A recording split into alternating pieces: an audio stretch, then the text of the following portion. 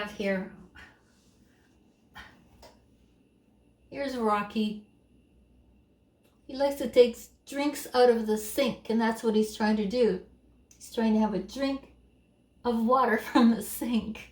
Anyway, okay, Rocky, there you go. Okay, guys, so this morning I'm going to show you 2 methods of making fresh almond milk. The first one will be the slower method, and the second one is very, very fast. I actually have another video which you will see at the end of this one, the thumbnail. Just click on it, and you may have seen it before. I posted it about a year ago. It is also the fast method, but it is a little bit different, and I've actually added some ingredients to it. I don't use script, so I pretty well always forget to say something, but if I do, you will find it in the description below, so don't forget to check that. And now, here we go. I put a couple of handfuls of almonds in these jars with water. Keep them in the fridge overnight, and then the next day shake the jars really, really well, because that will make the skins come off much easier. Then I put them in a colander and rinse well under the tap.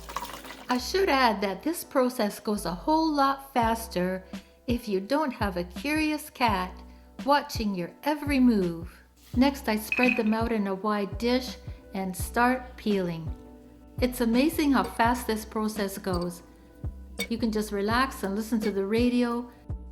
Squeeze each almond between your thumb and forefinger, and they literally pop out of their skins. Once the almonds are all peeled, I put them back in the jar with some clean water, and I get out my hand blender and just start blending away until there are no little pieces left and it's nice and smooth.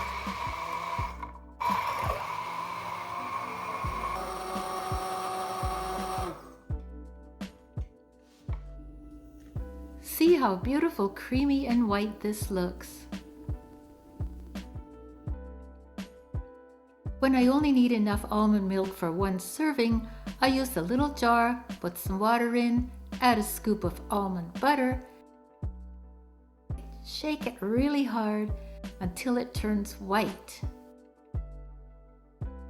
But today I'm using the one from the big jar, and it's already hot and ready to use. So I pour it on top of the oatmeal with ground flax. Sometimes I even put in chia seeds. Add a little bit of maple syrup, a few walnut pieces for some crunch, and yummy. For more recipes, just click on my recipes and cooking experiments playlist. Thank you for watching, and if you have any questions or comments, just enter them below and I will do my best to answer them all.